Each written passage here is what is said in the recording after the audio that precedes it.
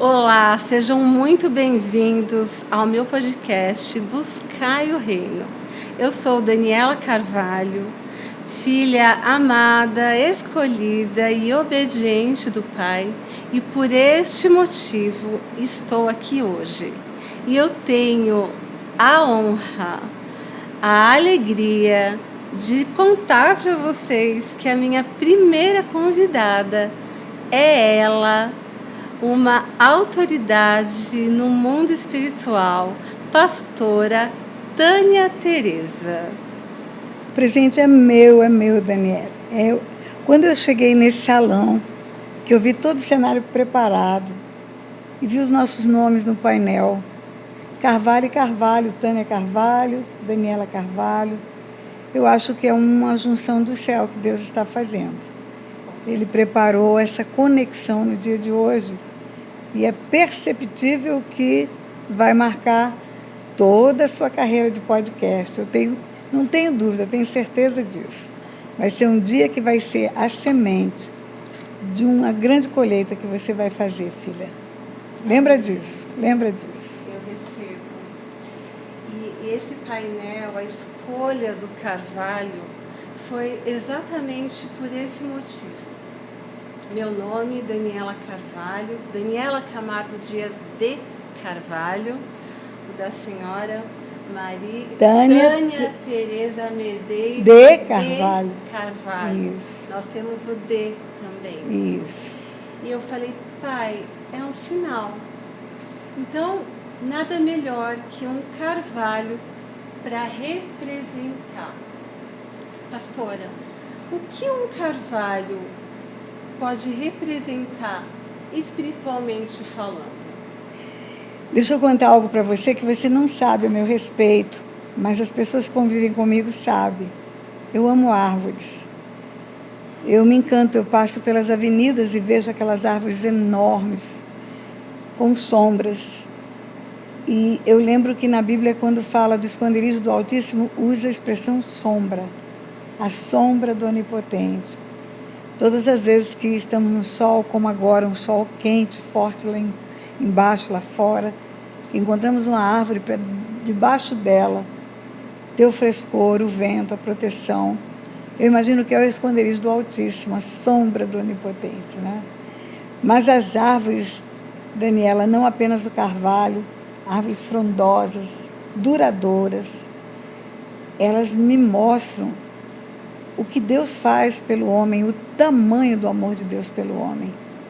Nós temos uma parte física, que é o nosso corpo, somos um espírito, temos uma alma, estamos dentro de um corpo, e essa parte física precisa de muitas coisas, mas o que ela mais precisa é o oxigênio para respirar.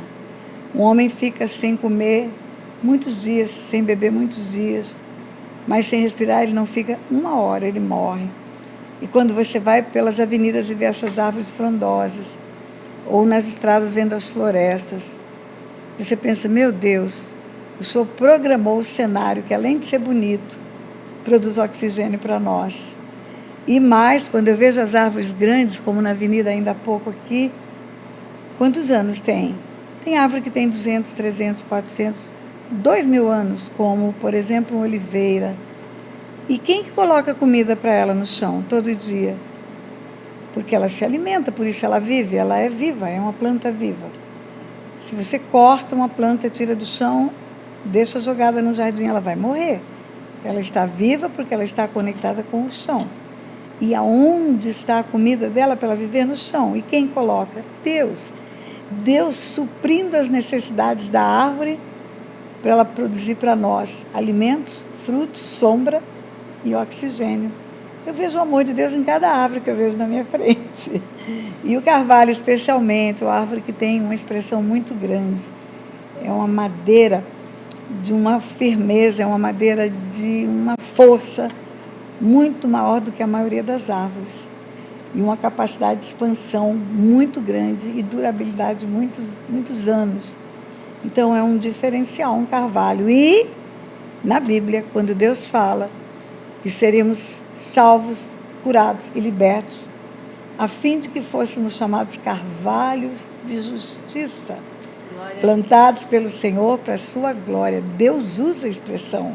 Dá um exemplo, tem muitas árvores que Deus poderia dar o nome. Porque ele escolhe carvalho de justiça?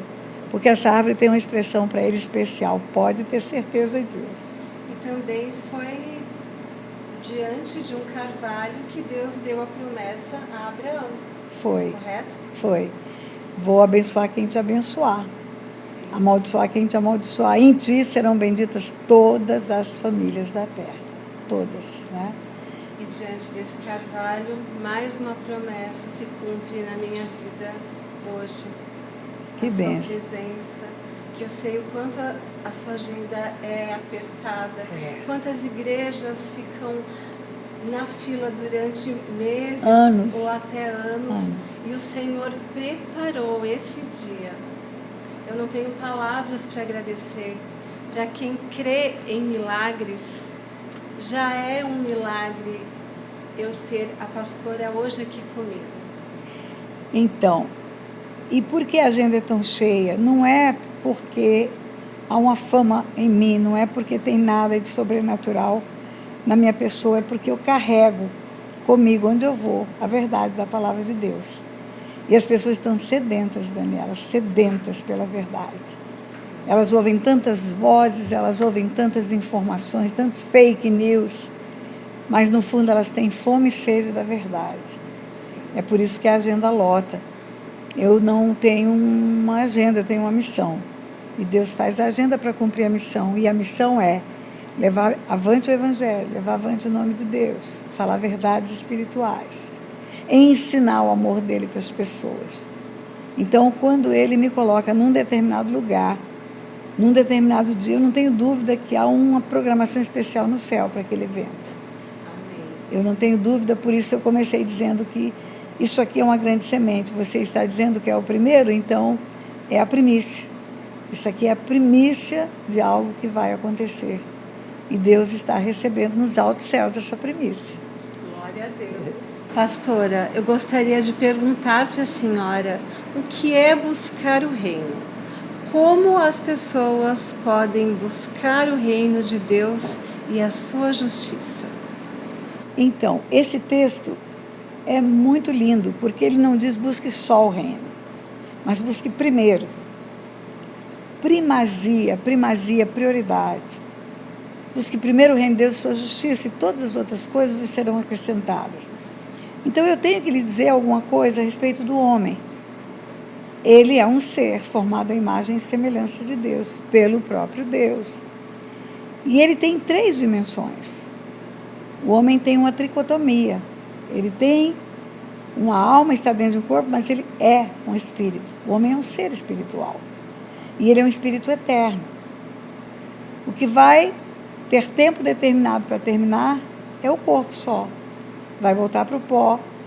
Mas o espírito dele é eterno. O espírito dele vai viver eternamente, foi feito para ser eterno. Então, o reino é o mundo espiritual. O mundo espiritual tem uma dualidade no mundo espiritual. Tem império das trevas e reino da luz, né? E o reino da luz é o lugar onde Deus governa, é o lugar onde Jesus reina. E o homem tem como fim o reino, é esse o projeto de Deus para ele. Ele tem temporariamente um período na Terra, muito temporário, por mais que uma pessoa viva 120 anos, o máximo. Eu sempre dou um marco máximo de 120 anos. Mas a eternidade não tem limites. 1 milhão de anos, 10 bilhões de anos, 800 trilhões de anos. E o homem nasceu para essa eternidade. Então, quando ele busca primeiro o reino de Deus e sua justiça, ele já está se conectando com aquilo que vai ser a eternidade dele. Não significa que Deus tira ele do mundo natural. A parte que se chama alma tem necessidades emocionais. O homem tem necessidade de conectar-se com outros homens, família, amigos. Ele não vive só. O homem não nasceu para ser um ermitão, viver sozinho. Ele precisa de outras pessoas. E Deus o coloca na terra justamente para ele abençoar e ser abençoado por outras pessoas. Para no convívio ele estabelecer valores do reino. Eu vou dar um exemplo por você mesmo. Você é uma empresária, certamente tem muitos empregados. o que você faz na terra, ainda que seja temporariamente, porque vai chegar um dia que o corpo vai voltar para o pó e o espírito vai voltar para Deus. Você faz no que se refere à sua alma, abençoa pessoas, abre portas de trabalho, cria coisas. A nossa memória, a nossa mente humana é capaz de aprender tanto e criar tanto. E o nosso corpo? O nosso corpo tem um tempo limitado, vai voltar para o pó. A rainha da Inglaterra, quando ela faleceu, estava em Londres. A mulher foi muito rica, foi muito famosa, conviveu com muitos lugares. A Inglaterra dominou muitas nações. Ela teve muitos palácios. Era visível o tanto de roupa, de joia, de carro, de tudo que tinha, né? Mas o dia que abriu o chão naquela abadia e o caixão dela desceu, tudo ficou para trás. Tudo que era material ficou para trás. Agora é ela e o Criador. O espírito dela encontra-se com Deus depois que ela sai desse mundo natural. Então, quando Deus fala, busque primeiro o reino dos céus e a justiça, não é porque as outras coisas não são importantes. Não é porque não é importante você ter a bênção de uma grande empresa e gerar trabalho. Toda vez que eu chego numa empresa, eu já tive a oportunidade de algumas para dar uma palavra para os funcionários. Eu digo, olha, isso aqui é um lugar abençoado por Deus, porque a Bíblia fala, digno é o trabalhador do seu salário. Cada um que tira daqui uma quantia de salário, na verdade, está levando para casa provisão para a família. Então, não são só empregados que eu estou vendo pais de família.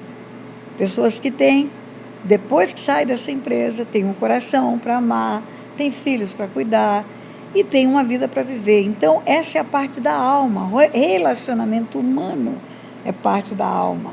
Coisas são bens materiais. Riquezas são bens materiais. Pessoas são relacionadas conosco pelo coração. O coração na Bíblia é alma. Quando Deus fala de alma, Ele não está falando de alma, espírito. Ele está falando de uma parte separada. A alma é algo, o espírito é outra coisa. Mas quando Ele fala de coração, Ele está falando de alma, na verdade. O coração na Bíblia não é um músculo cardíaco que bombeia o sangue para o resto do corpo. É a alma. Quando Davi fala, sonda o meu coração, vê se há em mim algum caminho mau. Sonda a minha alma, vê se tem alguma coisa ruim nela. Inveja, amargura, ressentimento. Tudo isso são construções da alma do homem. Por quê? Tudo isso resulta de relacionamentos humanos. A inveja, o ciúme, a ira, a alegria. É relacionamentos humanos que dá isso. Isso é na alma. O corpo, eu comi bem a beça agora, antes de vir para cá, fui almoçar, um restaurante aqui perto. Depois à noite, come de novo, sente sede, bebe água. Isso é corpo. Desejos da carne, corpo. Mas tudo isso vai passar. O que fica eterno no homem é o espírito. Então, quando Deus nos estimula a buscar primeiro o reino dos céus e a sua justiça na Bíblia não é aplicar lei. Justiça na Bíblia é alinhamento com o céu, é como um prumo, construindo uma vida alinhada com Deus, alinhada com os princípios dele. Quando você busca isso, tudo isso aqui vai ser passageiro, sem sombra de dúvida. O que é material vai perder o sentido, o que é alma vai perder o sentido nos relacionamentos, mas aí você entra na sua dimensão verdadeira. Eu diria que é a sua melhor versão. A sua melhor versão é o ser espiritual que você é. Você vai se encontrar com o seu Criador e vai viver uma vida de plenitude, de bênção em tudo que você possa imaginar. Nem olhos viram, nem ouvidos ouviram, nem jamais penetrou no coração do homem o que tem preparado para ele. Pastora, o que a senhora poderia dizer para as pessoas que se sentem injustiçadas? Para aquelas que servem a Deus, mas ainda as coisas não estão acontecendo? Sim, quando eu falei justiça, prumo, né? Aonde que está escrito isso? Em Isaías 61. A fim de que se chame carvalho de justiça, plantados pelo Senhor para a sua glória. A fim de que se chamem carvalhos de justiça, plantados pelo Senhor para a sua glória. A fim de que tem um precedente. O que aconteceu antes para que essas pessoas sejam chamadas carvalhos de justiça? Aconteceu salvação, aconteceu cura e aconteceu libertação. O texto de Isaías 61 fala da missão de Jesus, fala da missão profética de Jesus, fala do que ele fez nesse mundo. Ele veio para salvar, para curar e para libertar. Veio para salvar, curar e libertar. Então, quando fala de Isaías 61, começa: o Espírito do Senhor está sobre mim, ele me ungiu. É como o filho dizendo isso. Ele me ungiu, né, para pregar boas novas aos quebrantados de coração. Boas novas é a salvação. Olha, tem salvação para você. Você não vai ficar perdido. Você pode ser salvo. Você pode sair desse ambiente de pecado. Você pode entrar num ambiente de vida abundante. E aí, se você tem o coração quebrantado, você recebe. Recebe o que Deus tem para você. A Bíblia fala que ele não resiste a um coração quebrantado. Coração quebrantado é um coração que se convence do erro, um coração que reconhece a necessidade e a dependência de Deus, um coração que não é soberbo, orgulhoso, vaidoso. Entende que ele, sozinho, sem Deus, não chega a lugar nenhum, sem mim nada podeis fazer. Aí, quando ele se salva, quando ele tem a salvação, vem a continuidade do texto bíblico. Quebrantados de coração, pregar boas novas. Curar os quebrantados. O quebrantado recebe salvação e o quebrantado também cura, porque ele perdoa. Ele não tem o coração endurecido. Ele olha para o próximo com misericórdia. Misericórdia é coração na miséria do outro, né? E aí continua. Transformar o pranto em riso, sofrimento, tristeza vai ser transformado em alegria, porque você começa a compreender que o que Deus tem para você é infinitamente mais do que uma besteira que você perdeu aqui. Vamos imaginar no campo empresarial, que é onde você se posiciona. Imagine que uma empresa pequena que você começa, não dá certo, vai à falência, você se arrebenta de ficar triste, daqui a pouco Deus te dá um insight e você vê uma oportunidade e começa a fazer algo novo. E esse algo novo é o excelente, o outro era bom, e excelente é mais do que bom. E um dia lá na frente, você consegue ter a percepção que Deus tirou o bom, para você não ficar preso ali, porque Ele tinha um excelente para você, né? Então, quando a pessoa tem a dependência de Deus, a Bíblia fala: em tudo dai graças, em tudo. Mesmo quando não dá certo, segundo o seu plano. Porque o plano de Deus é sempre melhor do que o seu. Às vezes ele precisa derrubar um barraco para construir um prédio de 15 andares no lugar. E aí transforma o pranto em alegria. Você se coloca alegre em todo o tempo. Em tudo me dou satisfeita, em tudo. Se não aconteceu, é porque Deus está me dando um livramento. Ele está impedindo que aconteça. E continua o texto. Transformar o pranto em riso. Vestes de louvor em vez de espírito angustiado. O homem é um espírito. E o sofrimento da alma angustia o espírito do homem. E ele fica desconectado de Deus. Um espírito que tem amargura da alma. Um espírito que está conectado com a alma que não perdoa.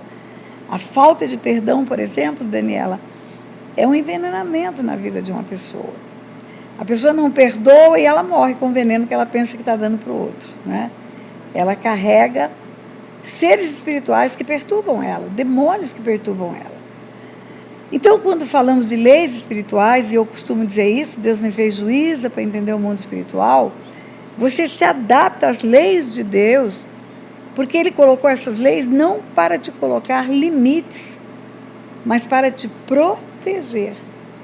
E a proteção que Ele te dá, se você consegue caminhar nesse estreito limite que Ele te dá, e que não é tão estreito assim, você pode tantas coisas. Você só não pode fazer aquilo que vai abrir janelas no mundo espiritual para você ter sofrimento, né? É como um pai que protege um filho e fala: não sobe nessa mesa, você vai cair. Não pega essa faca, você vai se cortar. Isso é o não de Deus. O não, por exemplo, 10 mandamentos: não matarás. Você mata, imagine que você mata um bebê no ventre, ninguém viu, é um embrião ainda. Resolve fazer um aborto, eliminar uma criança no seu ventre. A criança não tem problema. Ela saiu direto do seu ventre para o coração de Deus. Agora, você vai ter muitos problemas, porque abriu janelas do mundo espiritual, espíritos de morte começam a agir e matar tudo ao seu redor.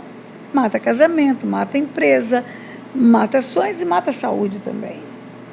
Então, o não de Deus é proteção, a lei de Deus é proteção.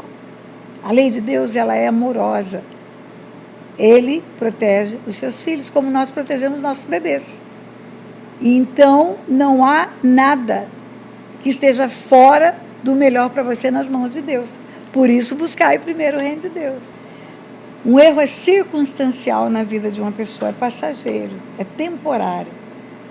Se eu mostrasse um telão em branco aqui e tivesse alguns pontinhos pretos, talvez algumas pessoas responderiam a minha pergunta que eu lhes fizesse: o que você vê aqui? Eu vejo pontos pretos. Mas uma pessoa mais sábia diria: eu vejo uma tela grande com alguns pontinhos pretos. E Deus nos vê assim.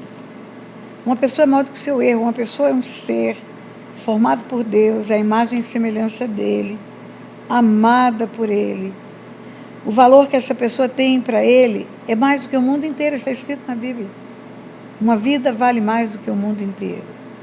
E para ele mostrar o valor dessas vidas que estão perdidas, ele entrega o filho dele numa cruz. Ele entrega o único filho que ele tinha para morrer numa cruz. Quem tem filho, imagine. Você daria o seu filho para morrer por um homem que não vale nada? Assim era eu quando Deus deu o filho dele para morrer por mim. Não valia nada. Não valia um tostão furado. Você jamais me chamaria para um podcast se você me conhecesse naquele tempo e não tivesse também a transformação na sua vida. Então, nós avaliamos as pessoas pelos erros. Deus avalia a pessoa pela essência dela. A essência do homem é ter sido formado por Deus, para ser filho de Deus e ser imagem e semelhança de Deus. E tudo aquilo que tira essa natureza do homem é produzido por aquele que mata, rouba e destrói, que é o adversário de Deus. E Deus quer limpar toda a marca desse ser espiritual que tentou nos destruir. E quando nós nos posicionamos em dizer: Pai, eu quero, estou aqui, estou de volta, ou eu estou chegando pela primeira vez, Ele vai receber de braços abertos, Ele vai fazer uma festa. A parábola do filho pródigo é uma amostra disso. O filho foi embora, abandonou o pai, deixou o pai, levou tudo que era seu com um sintoma, um sinal de que não iria voltar nunca mais. Foi para um país distante. Quando ele perdeu tudo, que ele caiu profundamente, ele caiu em si. Ele disse: voltarei para a casa do meu pai. E quando ele diz voltarei para a casa do meu pai, ele pensa que nunca mais o pai vai recebê-lo como filho. Ele pensa e ele treina, ele ensaia, ele diz assim: voltarei para a casa do meu pai, direi: pai, pequei contra o céu diante de ti, não sou digno de chamar teu filho, trata-me como um dos teus trabalhadores, dos teus servos, dos teus empregados. Porque ele imaginou que a ferida que ele fez no coração do pai, ao deixar o pai, ao ir embora, a levar tudo que era seu, faria com que esse pai nunca mais o recebesse como filho. Mas qual não foi a surpresa dele? Que não só o recebeu, o beijou, o abraçou e fez uma festa para ele. E restituiu para ele tudo que ele tinha perdido por escolha errada. Perdeu por escolha errada. Quando esse filho volta, a palavra bíblica é: meu filho estava morto e reviveu. Morto e reviveu. Porque longe de Deus, Daniela, só a morte.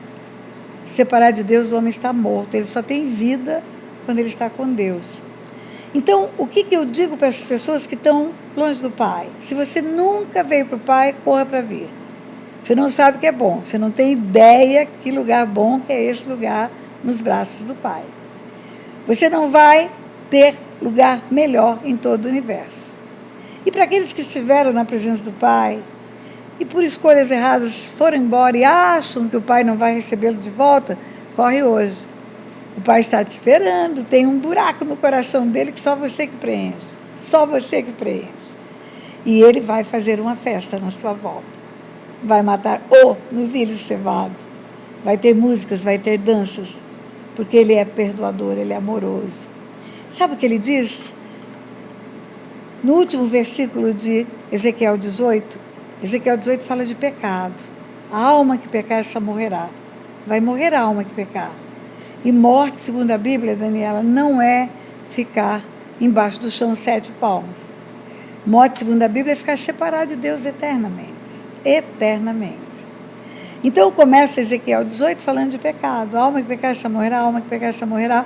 Mas termina Ezequiel 18 dizendo: não tenho prazer na morte de ninguém. Arrependa-se, converta-se. Conversão é mudar de rumo. É mudar de mente. Volta para mim, Deus está dizendo. Volta para mim. Porque acontece algo, Daniela, que as pessoas precisam saber. Deus não vai atrás. Deus não vai. Tem pessoas que acreditam que Ele vai atrás. Não vai. Quando fala da ovelha perdida na Bíblia, são 3 parábolas. 3 parábolas. Uma da ovelha perdida, uma da dracma perdida, outra do filho pródigo. A ovelha perdida, ela se perdeu. Não é porque ela quis ir embora, ela estava junto com o grupo e de repente ela foi por outro caminho. De repente ela foi envolvida com uma distração qualquer e ela se vê fora do rebanho. Essa precisa ser buscada lá, porque ela não deixou a casa do pai, ela não está encontrando a casa do pai. Ela se perdeu no meio de talvez um ensino errado que deram para ela. Talvez ela se perdeu por causa de uma ferida feita por alguém que estava no grupo ali onde ela está. Ela se perdeu, mas ela não está longe do pai, ela está perdida só. Atrás dessa, você deve ir. Atrás dessa, o pastor vai. Ele vai encontrá-la aonde ela estiver. De alguma maneira, ele vai se revelar a ela. A outra dracma perdida, a dracma está dentro de casa, está dentro de casa. A dracma não está fora, a dracma é uma moeda de grande valor, mas ela está no meio da sujeira, ela está suja. Quando a mulher limpa a casa, ela encontra a dracma. O que é limpar a casa? Quando você vai para os meus seminários, quando você assiste os meus vídeos, você fala que nós precisamos ser limpos, limpos pela palavra. Nós chegamos na presença do Pai cheio de craca, cheio de sujeira. Uma experiência de vida terrível, fazendo tudo errado, tudo que o Pai abomina. Aí você entrou no lugar onde você pode ser limpo, sim. Aquele que está em Cristo pode ser limpo. Só precisa de uma decisão. Ele fala: quem está em mim, meu Pai limpa. Meu Pai limpa. Ele está na casa, mas ele precisa ser limpo. Precisa ter coragem de abrir a sua vida. Confessar as coisas erradas que fez. Fazer caminho de volta com alguém que ele errou. Essa é a limpeza. A nossa limpeza, o que nos dá a limpeza é a palavra. Quando Jesus fala: eu sou o caminho, a verdade e a vida, ninguém vem ao Pai senão por mim. O caminho, você está em um caminho de morte, você está em um caminho de perdição, você está fazendo tudo errado, está em drogas, você está fazendo tudo errado. Você entra por um novo e vivo caminho. Nesse caminho você vai conhecer a verdade. Quando Jesus fala: eu sou o caminho, a verdade e a vida, verdade não é sinônimo de caminho. Caminho é sinônimo de estrada, de viela, de vereda. Verdade é a pessoa de Jesus. Ele é a verdade. Ele fala: eu sou o caminho, a verdade e a vida. Quando você conhece a verdade, você conhece o amor dele, você conhece a palavra dele, aquilo que é real. As mentiras vão cair por terra. Você tem um bando de notas de dólares de 50 euros. Temos um bando de notas de 50 euros numa caixa. Tem 3 notas falsas. Eu vou jogar toda a verdadeira fora porque tem 3 falsas? Não. Eu vou procurar identificar o que é verdadeiro e o que é mentira. Quando eu procurar identificar a veracidade, a autenticidade, aquilo que não é verdade eu vou tirar. Eu não vou ficar com as notas falsas. Quando você entra no caminho e você conhece a verdade, a Bíblia te instrui, e é a palavra que te instrui, porque a Bíblia diz: e conhecereis a verdade vos libertará. Você começa a ser limpo. No caminho que você entrou, agora tem uma verdade. E essa verdade é o próprio Filho de Deus, é a palavra. Pastora, muitas vezes, quando nós estamos no caminho, a gente acha que a gente está no caminho certo. Sim. E aí acontecem situações, desafios, que fazem com que a gente tenha uma reflexão e entenda que a gente vai ter que mudar a rota. Porque muitas vezes a enfermidade vem para a nossa vida para falar para a gente, olha, tem alguma coisa errada. Tem alguma coisa errada dentro do seu coração, dentro da sua mente, que você precisa ajustar. Então, muitas vezes, a gente precisa aprender a ressignificar esses desafios que acontecem na nossa vida, que é o Pai falando, vamos ajustar a rota? Não é sobre isso? Sim, também. Você no caminho, veja bem, Deus, Ele não quer robôs, Ele não quer pessoas que sejam manipuladas por Ele. Ele quer pessoas que façam escolhas certas. Sim. Ele quer ser encontrado por pessoas que buscam a presença dele. Ele jamais vai se impor para ninguém. Então, ele permite que a pessoa reaja nos desafios de acordo com as suas escolhas. As consequências das escolhas sempre virão. É como a consequência de um plantio. Você não planta abóbora e colhe melancia. Sim. Vai colher sempre o que plantou, né?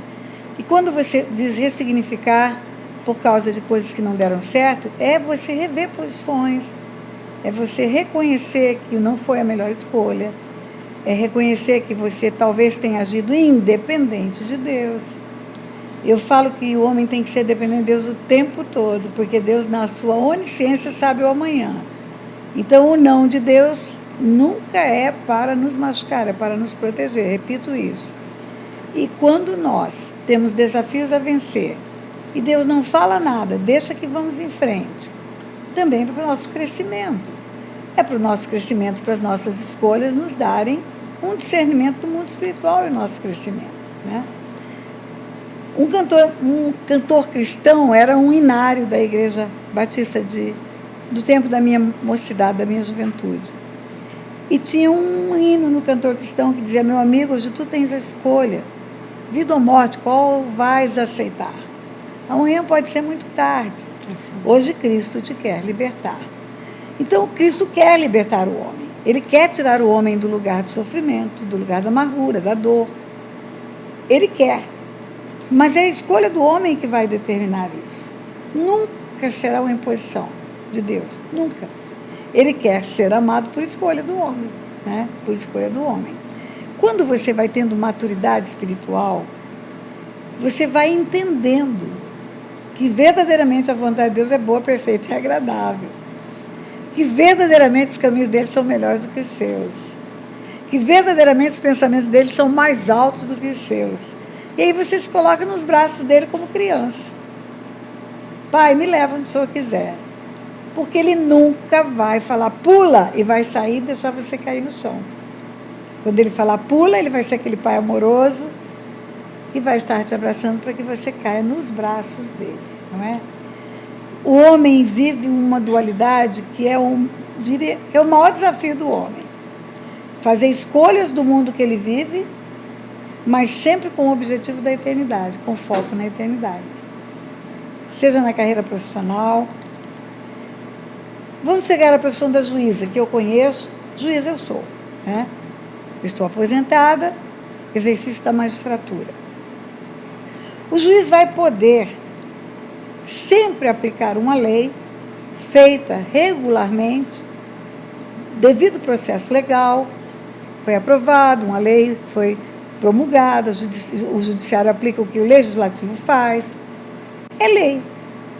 Mas se aos olhos de Deus aquela lei for legal, mas for injusta, o juiz pode se abster de aplicar aquela lei. Ele pode, pelo livre convencimento dele, se abster de aplicar aquilo ali. Vou te dar um exemplo. Uma criança sofre um abuso sexual, um adolescente sofre um abuso sexual, tem uma lei que autoriza o aborto dela, o aborto legal. É a lei. É um processo legal que foi criado com toda a tramitação de um legislativo e depois de pronta, promulgada, vai para o judiciário aplicar. Mas vamos que esse juiz tenha o coração nas mãos de Deus. Ele sabe o valor da vida. Além dele saber o valor da vida, ele sabe, porque ele é um aplicador do direito, ele sabe que o direito fundamental do homem é o direito à vida. Que todos os outros direitos desaparecem se a vida não existir. O direito ao nome, o direito à herança, o direito à liberdade, o direito ao direito. Só acontece porque ele está vivo. É o primeiro direito do homem, o direito fundamental. Esse juiz tem temor de Deus, tem esse entendimento, e ele diz, não, eu não vou autorizar o aborto. Não vou autorizar. Por quê? Porque tem uma lei maior, não matarás. Ele pode se colocar sob a égide dessa lei, não é? Então, em toda a carreira do homem na Terra, em toda a profissão, ele vai ter escolhas. Sempre ele vai ter escolhas. Esse juiz vai ser criticado, os outros vão jogar pedra nele, a imprensa vai cair em cima dele. É uma criança que foi gerada, concebida no estupro. Então, mate o estuprador, mas não mate a criança que não pediu para ser gerada. Não tem pena de morte no Brasil, então prenda o estuprador. Vai morrer o inocente? Não é? Então, o juiz ele pode ter esse raciocínio. E ele pode se submeter à lei de Deus e dizer, não, a lei é legal, mas ela é injusta e eu não vou aplicar, porque a luz dos olhos de Deus é uma injustiça. Então, nós sempre vamos ter uma escolha, né? Eu atraí para a minha carreira porque é a que eu vivenciei. E qualquer lugar onde você estiver, em qualquer lugar onde você estiver. Vamos pegar o exemplo de uma empresa, né? Existe lá as regras para justa causa, para colocar um trabalhador na rua com a pena máxima. Qual é a pena máxima do distrato do contrato de trabalho? Não vai receber nada. Você vai para a rua e não vai receber nada, porque você não está sendo um bom funcionário. Você está sendo negligente, você não está fazendo o que deveria fazer. Ok, mas esse empresário pode ser uma pessoa que queira conhecer os seus empregados. Ela tem interesse na vida dos seus empregados, porque não é alguém que chega 8 horas da manhã na porta da empresa e deixa lá fora o seu eu e entra só a força de trabalho dele. Na hora que a fábrica abre a porta, entra o corpo automaticamente mecanizado para produzir aquilo que vai ser fabricado. Agora, a alma dele fica do lado de fora? Não, ele entra com tudo. Sim. Aí, se esse homem, empresário, conhece esse trabalhador e sabe que esse moço está passando o pior momento da vida dele, sabe que a esposa o abandonou, deixou ele com 2 crianças pequenas, sabe que ele tem uma filha com câncer dentro de casa e não tem um plano de saúde excelente que possa dar o atendimento que essa moça precisa, sabe o que passa na vida desse moço? Esse empresário não vai dar a justa causa por causa da negligência no trabalho. Ele vai dar talvez umas férias antecipadas. Entendeu? Você sempre vai ter uma escolha. A lei diz que pode, a lei. Mas você sempre vai ter em você um aferidor de medidas, que é o ser espiritual que você é. Uau! Sim. Pastora, o que mais entristece o coração de Deus? Ele como nosso Pai, como nosso Criador. O que provoca a tristeza no coração do nosso Deus? Os filhos ficarem longe dele eternamente. Os filhos escolherem a morte eterna.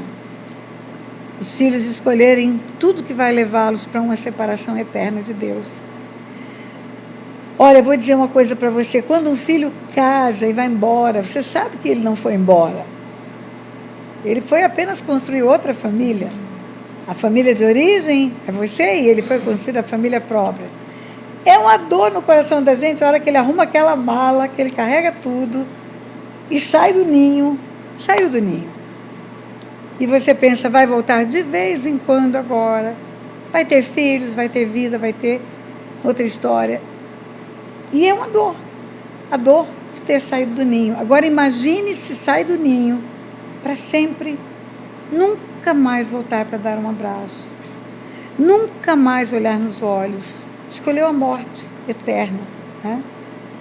Quando você vai a um sepultamento de alguém, ou vai ao cerimonial fúnebre, né, do culto fúnebre, a pessoa está lá no caixão, fria, cheia de flores, mas ela está gelada, já não tem mais vida nela. Parece que ela ainda está com você. Eu vejo aquelas mães que abraçam aquele corpo, que choram em cima daquele corpo, passa a mão no cabelo, pega na mão.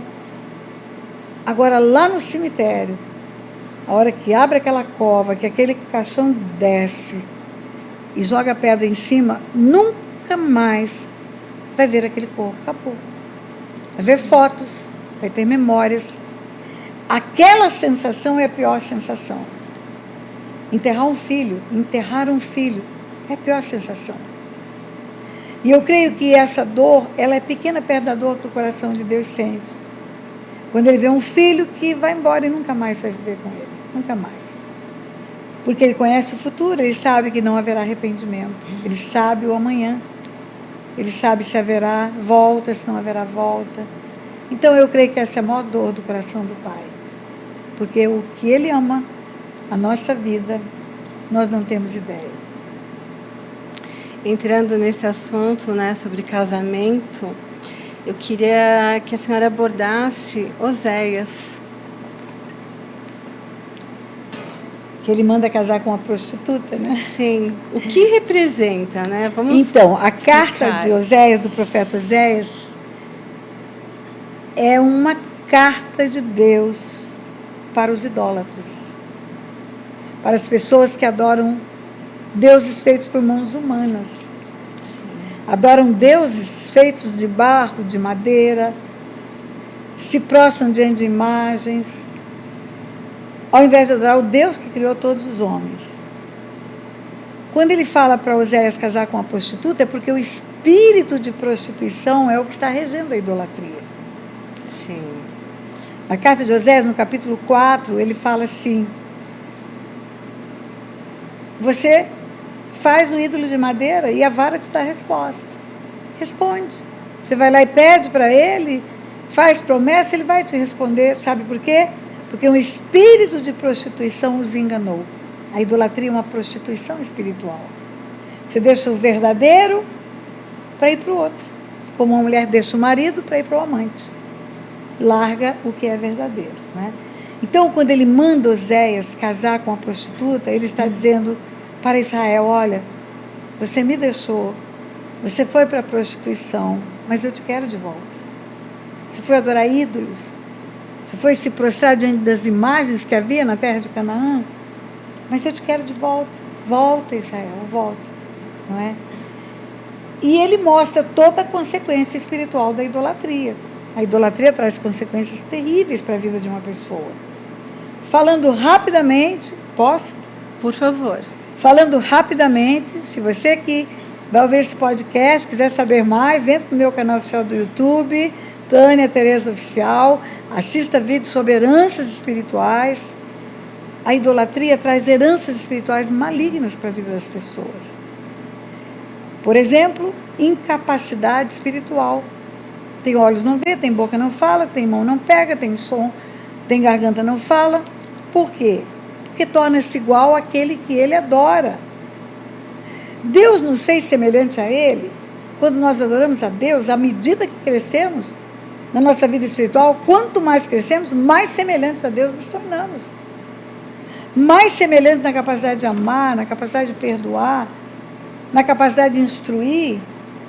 Somos filhos que vão ficando parecidos com o Pai. Nós vamos ficando a cara do Pai, semelhantes a Ele. Quando você adora um ídolo, você vai se tornando semelhante ao ídolo. Você se torna semelhante àquilo que você adora. Se você adora Deus, você vai se tornando semelhante a Deus. Se você adora imagens, você vai ficando semelhante a elas. Elas têm ouvidos, mas não ouvem. Tem pé, não anda, tem boca, não fala, mão não pega. São estátuas. Já viu uma criança brincar de estátua?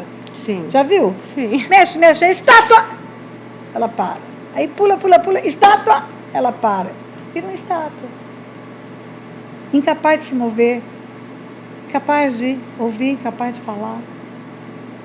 Torna-se isso, torna-se um deficiente espiritual.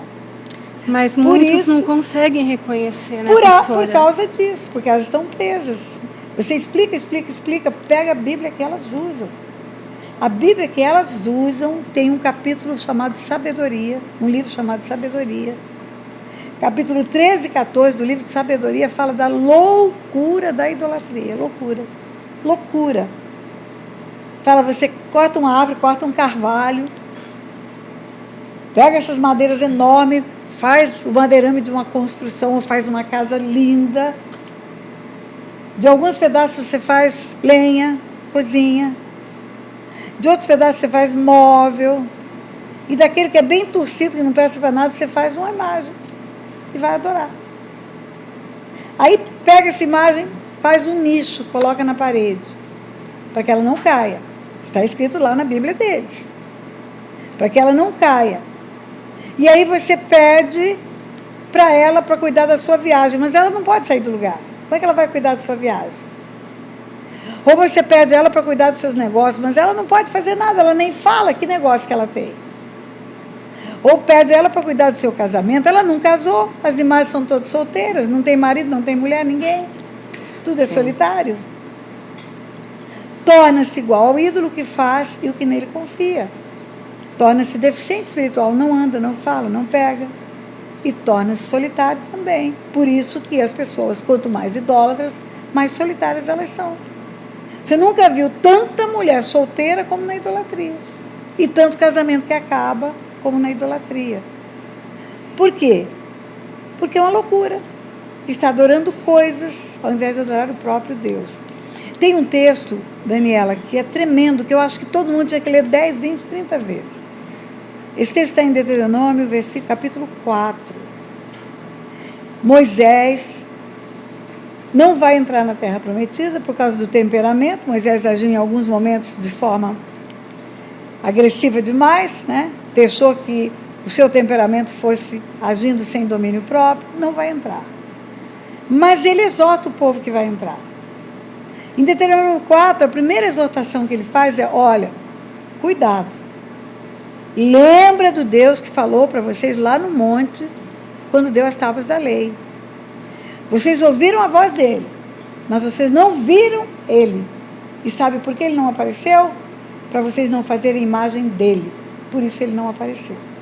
Para que vocês não se corrompessem e fizessem imagem dele. Olha o quanto Deus abomina a idolatria. Ele não quer aparecer ao homem. Ele quer ser amado pelo homem sem aparecer ao homem. Para o homem não construir uma imagem dele. Fazer com as suas mãos um objeto de adoração. O artista, o artífice, é autor da obra. O pintor de um quadro, ele é o autor daquela obra. A inspiração do coração dele construiu aquela tela. O autor de um livro é o inspirador da... Eu tenho 18 livros já escritos, publicados. Tem livro nosso que já é best-seller. Já vendeu mais de 5 mil exemplares. Tudo está no meu site, pastorataniatereza.com. Meu canal oficial do YouTube já passa de 54 milhões de visualizações. Glória a Deus. Agora, tudo que eu faço ali é por inspiração divina. Eu não sou criadora de nada. É Deus que me inspira. Mas vamos imaginar que alguém fala: não, essa mulher, eu vou fazer... Eles brincam comigo: vamos fazer umas estatuazinhas suas, né, para botar lá para vender. Fazem de brincadeira, claro. Mas é assim que começa a idolatria. Alguém produz alguma coisa, um milagre da parte de Deus. Deus, pela instrumentalidade de Paulo, fazia milagres. Deus, pela instrumentalidade de Pedro, fazia milagres. Aí vamos fazer a imagem do Pedro. Vamos fazer a imagem do Paulo. E foca no homem para adorar. E sai do coração de Deus. Toda vez que isso acontece, há uma perda espiritual terrível. A pessoa se torna idólatra. E a Bíblia fala, corre lá, você que está me ouvindo, para o livro de Apocalipse, capítulo 21, diz que os idólatras não vão herdar o reino dos céus. Nós estamos falando do reino. Exato. Olha só. Os idólatras, os assassinos, os impuros, os mentirosos. Mas está escrito lá, os idólatras. Sim. E eles pensam que estão fazendo o que é certo. Por isso que precisamos dizer a verdade, porque é a verdade que liberta, Daniela. Sim. Glória a Deus pela sua decisão. Eu nasci na tradição, pastora. A gente nasce, cresce dentro de um sistema. Sim. Um sistema político, um sistema educacional e um sistema religioso. A gente cresce com pessoas falando na nossa mente, com crenças de outras gerações, né? Sim. Como que a gente pode transformar a nossa mentalidade para ter uma mentalidade de Cristo, para entender que a gente precisa romper com esse sistema. Conhecendo a verdade. Só quando você conhece a verdade, você tem escolhas de deixar o que não é verdade. Só. Não tem outro jeito. Né? O paradigma construído na nossa mente é limitante para nós. Tem uma história que eu conto que é engraçada. Uma família de tradição fazia uma receita de peixe que vinha por gerações. O peixe tem que ser cortado a cabeça e o rabo, limpo, aberto o seu ventre e recheado com legumes. E assado no forno. Nem tem cabeça, não tem rabo. Não tem cabeça, não tem rabo. Todo mundo tem que cortar a cabeça e o rabo para fazer a receita. E passa uma geração, passa duas, passa três. Na quarta geração, uma jovem inquieta falou: mãe, por que tem que cortar a cabeça e o rabo do peixe? Fica tão bonito esse prato assim com o peixe inteiro. Por que eu vou botar só o cotoco do peixe? A mãe falou: porque a receita é assim. Mas de quem que é essa receita? Eu não sei, foi a tua avó que me deu. Aí ela vai para a avó. Por que tem que cortar a cabeça e o rabo? Porque é assim, porque a receita é assim. Até que ela chega na origem da receita, por informação. Aquela que criou a receita tinha uma assadeira pequena, não cabia o peixe inteiro, tinha que cortar a cabeça e o rabo, para ele caber ali naquela assadeira. Não era o melhor, era o que eles tinham naquele tempo. Assim é conosco. Vão nos dando paradigmas, nós vamos crendo. Eu também fui idólatra, eu também fui. Eu também cria em tudo aquilo que me ensinavam, até que chegou na minha mão a Bíblia.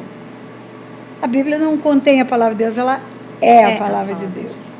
E ali na Bíblia eu descobri que o João, que eu ficava de joelho em frente de São João, quando ele fala na Bíblia, ele fala: filhinhos, fugir da idolatria. Ali eu descobri que Paulo, que adoravam a ele ali, que faziam uma imagem dele de São Paulo para adorar. Paulo, quando chegou no Areópago, em Atenas, falou contra a idolatria. Falou: o Deus que eu sirvo não pode ser feito por mãos de homens. Ele mesmo fez de um só toda a raça humana.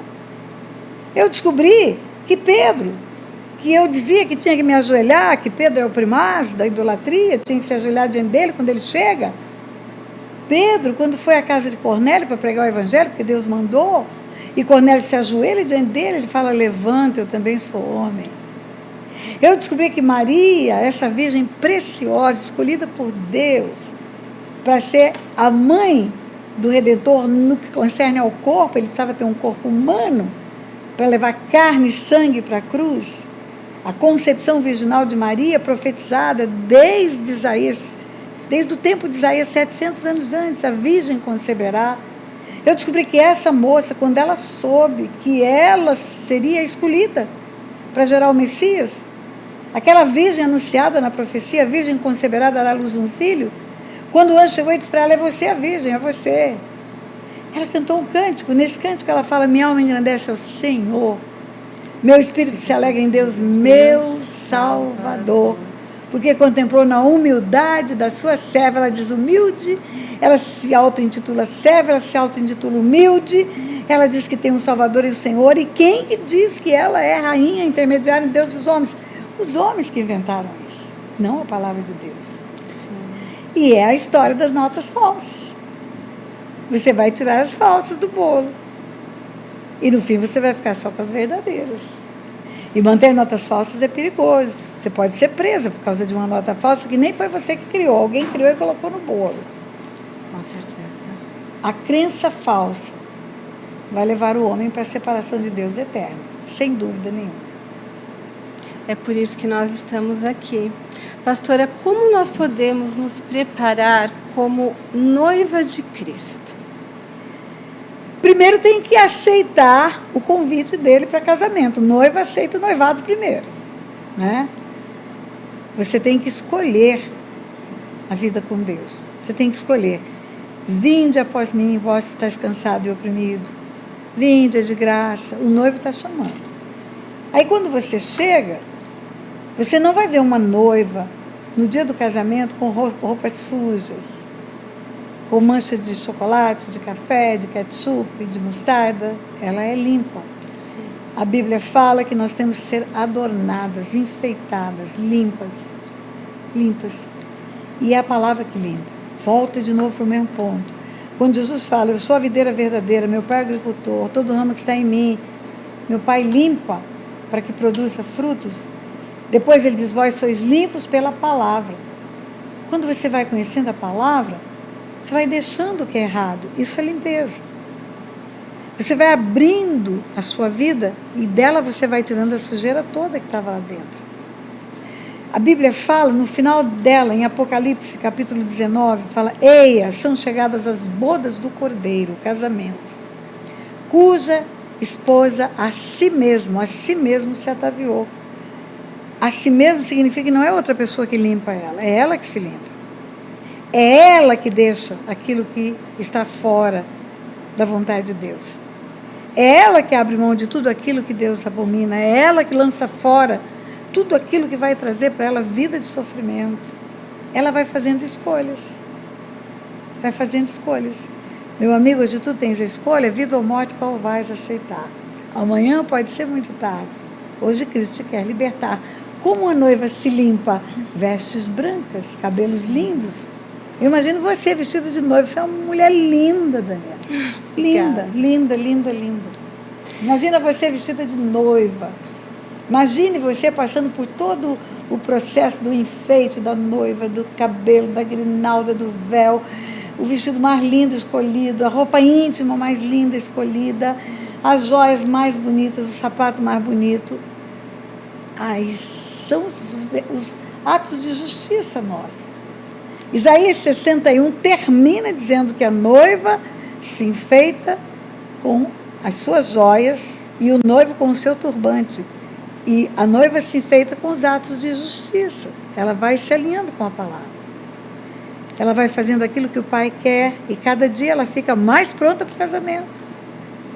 E cada vez nós temos que ser melhores. Se você me chamar um dia para outro podcast, eu tenho que ser melhor do que eu hoje. Cada vez nós temos que ser melhores. Aperfeiçoar a nossa salvação. Desenvolver a nossa salvação. Hoje eu estou de branco, vestida como noiva, porque o Espírito Santo me conduziu para estar assim hoje. Que bênção.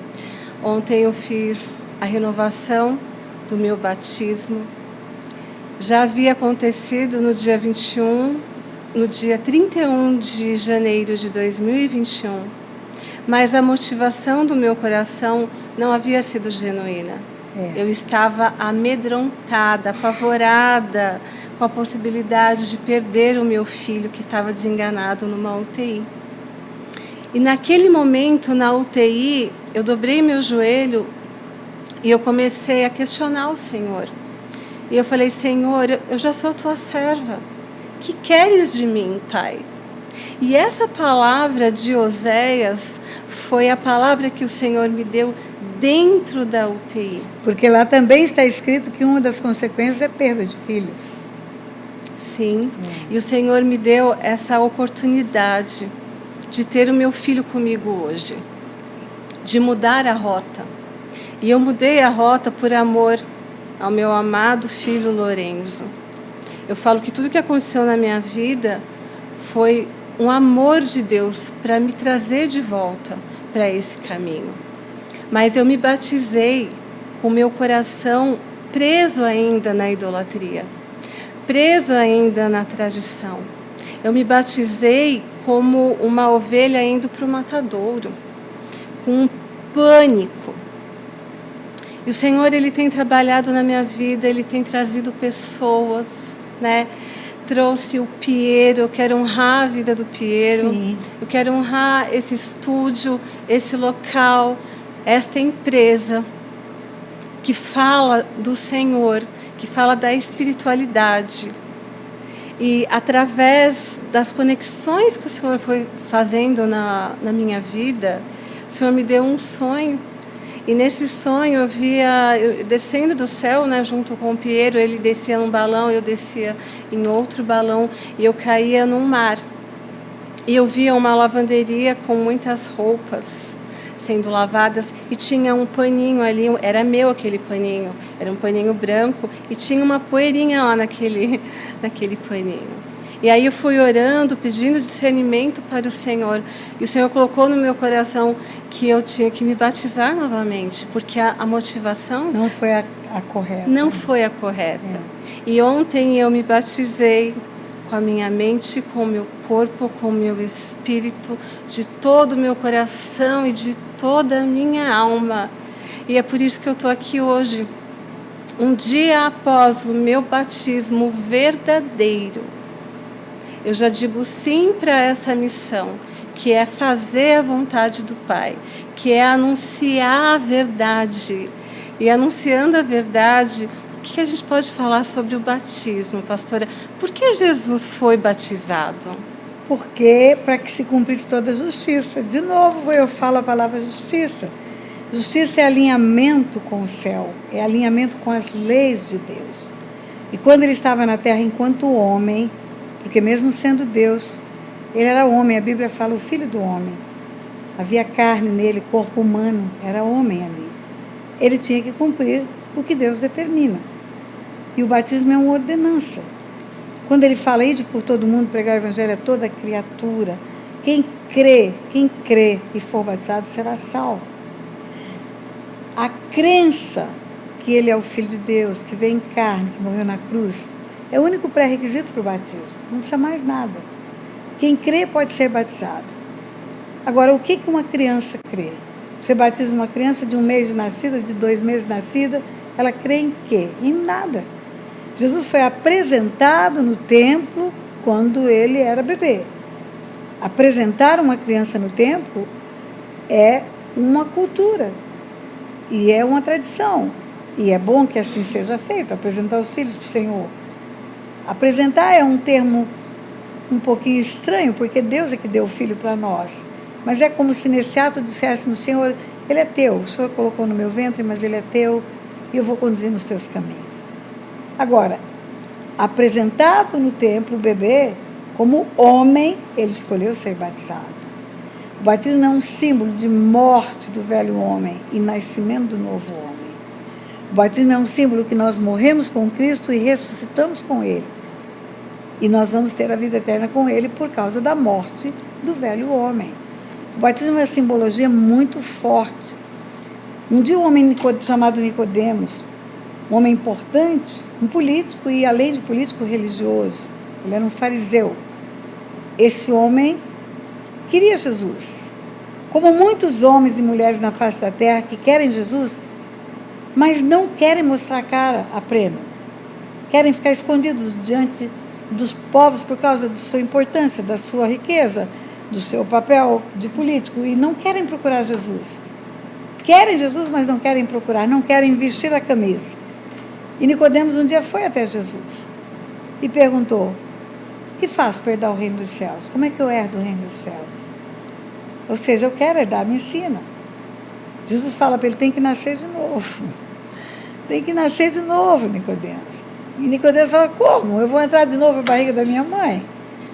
Não, Nicodemos. Tem que nascer da água e do Espírito. Da água e do Espírito, da água e do Espírito. O Espírito vai te dar o convencimento do seu pecado e vai fazer você se convencer de que vai morrer se continuar desse jeito. E você precisa parar. Dá um stop, entra pelo caminho novo. E da água? A água é o batismo. A água é o símbolo do sepultamento do velho homem e do nascimento do novo homem. Você escolhe o novo e vivo caminho, mas precisa matar o velho homem, porque se você não matar, daqui a pouco ele aparece no seu caminho. Sim. Se você não matar o velho homem, já que ele se mostra para você. Um dia, Daniela, nós estávamos num país, nos Estados Unidos, num estado chamado Utah, ou Utah, como dizem, e era uma cidade de Mormons, cidade de Salt Lake City. E tudo dos Mormons naquele lugar. A igreja, a prefeitura, o hospital. Não tinha uma igreja evangélica cristã. E uma mulher se converteu numa reunião que fizemos. E nós escolhemos deixar aquela mulher batizada, porque dificilmente ela encontraria uma igreja para batizá-la ali. E aí encontramos uma casa que tinha um ofuror, e aquele ofuror quentinho, estava muito frio. E o pastor Otto, meu esposo, desceu as águas com ela. Eu tive poucas visões na minha vida, Daniela. Eu tenho poucas visões. Mas eu vi o mundo espiritual naquela hora. Quando aquela mulher saiu da água, depois do mergulho dela, eu tive uma visão de uma criança nascendo. Quando um parto cesáreo é feito, o médico vai cortando por camadas, derme, epiderme, corta o útero, aí salta aquela bolsa d'água com um bebezinho lá dentro. Você vê, é transparente. Porque a bolsa está tão esticada que aparece a placenta, o cordão umbilical. Aí o médico picota com o bisturi, cai água para todo lado e plá, aquela criança sai dali, tira os braços. Eu vi exatamente isso. Eu vi uma criança saindo do útero, nascendo, e eu entendi o que é nascer da água e do Espírito. O batismo é uma ordenança. O batismo não é uma opção, é uma ordenança. Quem crê e for batizado será salvo. Mas se não der tempo do batismo, como o ladrão da cruz, não tem problema, não deu tempo. Mas se ele tiver tempo, ele precisa batizar. Mas, como você diz, com a motivação certa. Qual é a motivação? Eu quero que o velho homem que tem em mim morra. E eu faço um pacto de ser nova criatura com Deus. Qual a diferença entre remorso e arrependimento, pastora? Remorso, o homem está preocupado com a horizontal. Ele está preocupado com pessoas que ele atingiu, com a consequência do que ele fez, com a reputação dele que foi por água abaixo, o escândalo chegou e agora ele está todo arruinado. Ouviu conselhos errados, que remorso que eu tenho disso? O remorso, ele pode levar até ao suicídio, como Judas. O arrependimento, o homem está preocupado com o alto, com o coração de Deus. Ele está preocupado com a vertical. Pequei contra o Senhor. Por isso que Deus não resiste a um coração quebrantado. Um coração que dói porque fez aquilo que o Pai não queria que fizesse. Quando você lê o Salmo 51, você vai ver o que é arrependimento. Davi foi confrontado pelo profeta, Davi havia cometido homicídio, adultério. E no dia que ele foi confrontado, ele escreve o Salmo 91. E nesse salmo ele fala, pequei contra o Senhor eu pequei. Nesse salmo ele fala, não te afastes de mim, Deus, não retires de mim o teu espírito, não me deixe. Ele está preocupado com outra coisa, ele está preocupado em ter Deus de volta para a vida dele, né? Então o arrependimento tem um foco, conserto com Deus. O remorso tem consciência pesada porque fez tudo errado. Pastora, sinto no meu coração agora da senhora fazer uma oração e deixar uma mensagem para aqueles que estão em casa nos assistindo, que estão pensando em se suicidar, que não conseguem se perdoar, que a senhora possa agora, nesse momento, profetizar sobre a vida dessas pessoas, repreender todo o mal e que eles possam ser reconduzidos à casa do Pai. Sim. Você ouviu dizer, Daniela, e eles todos também já ouviram, que o remorso pode levar até ao suicídio, né? Porque a pessoa destrói tanta coisa, às vezes, com uma atitude, e agora? O que eu fiz da minha vida e não quero mais viver? Mas eu quero dizer para você que está nesse ponto que tem um Deus que perdoa o teu pecado. Tem um Deus que não te apedreja, tem um Deus que não vai deixar de ouvir o teu choro, e nem vai deixar de estender a mão para você. E é para os braços dele que você tem que correr. Esse Deus que te ama mais do que você se ama, mais do que você mesmo se ama. Esse Deus que tem para você planos futuros. Tem uma nova história para você. Até aqui a história da sua vida foi horrível, mas daqui para frente está em branco. Amanhã, quando o sol nascer, é um novo dia. E você pode escrever uma nova história. Pode fazer tudo novo e começar do zero a ser outra pessoa. Agora, presta atenção, o suicídio é terrível na vida de uma pessoa, sabe por quê? Se está ruim agora, se está ruim do jeito que está, vai ficar pior.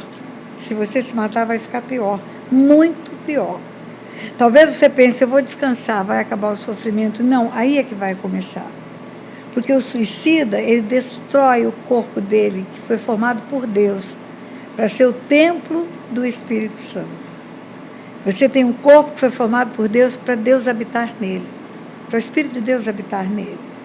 você destruindo o teu corpo, não tem perdão para você. E aquele que não tem perdão, pós-morte, vai para o inferno. Não tem outro nome, é esse o nome. É esse o nome.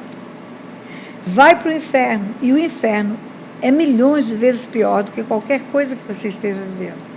Qualquer coisa. E se você não se perdoa, por isso tem pensamentos suicídios, eu vou dizer para você, o Deus Todo-Poderoso é o maior juiz do universo. E Ele julga muito bem e Ele perdoa. Não tem pecado que não tem perdão. A única coisa que precisa é arrependimento. E se Deus te perdoa, por que você não se perdoa? Por que você vai se autoacusar? Vai deixar de receber a graça, o perdão, a misericórdia de Deus? Não faça isso. Se perdoe também. Receba o perdão de Deus. Corre para os braços de Jesus. Sai desse lugar de sofrimento. Sai desse lugar de dores, de acusação. Sabe quem é o acusador? O Satanás. Aquele que nos acusa dia e noite. Deus não te acusa, Deus estende a mão. Você se lembra que tem uma história de uma mulher adúltera, uma mulher pega em flagrante adultério? E você se lembra que ela foi levada para Jesus e que os homens estavam querendo apedrejar aquela mulher, todo mundo de pedra na mão? Mas Jesus disse para aqueles homens, tem alguém que não tem pecado? Pode tirar a primeira pedra. Jesus está dizendo, vocês todos erraram e todos um dia receberam um perdão meu, por que eu não vou dar um perdão para essa pobre mulher? Mas o que Jesus fala para aquela mulher é que é o mais importante. Alguém te condenou? Eu não te condeno. Não te condeno. Vai, não peques mais. E liberou aquela mulher. Qual é o teu pecado? Qual é a tua transgressão? Seja o que for que você cometeu, tem perdão. Corre para os braços daquele que te pode perdoar, te acolher, te dar um novo tempo, uma nova direção. Vai procurar quem tem o Deus Todo-Poderoso para te ajudar. Manda uma mensagem para mim. Manda para mim. Olha, meu nome é Tânia Tereza com Z. Para você me achar, é a coisa mais fácil do mundo. Lá no Google você vai botar Tânia Tereza com Z, você vai achar meu canal do YouTube, você vai achar meu site, vai achar meu Instagram, meu Spotify, vai achar tudo a meu respeito. E lá no meu site tem Fale Conosco, manda uma mensagem, vai cair no e-mail nosso. E quem responde o e-mail não é uma secretária, não é um assistente, é o pastor Otto. É ele que responde os e-mails. E ele vai te dar uma direção na palavra. E nós vamos te dar um socorro. Dá um stop agora. Eu posso contar uma história? Pode, com certeza. Tem uma pastora, hoje ela é uma pastora, ela mora em Londres. Pastora Simone. Simone é o nome da minha filha que está fazendo aniversário hoje.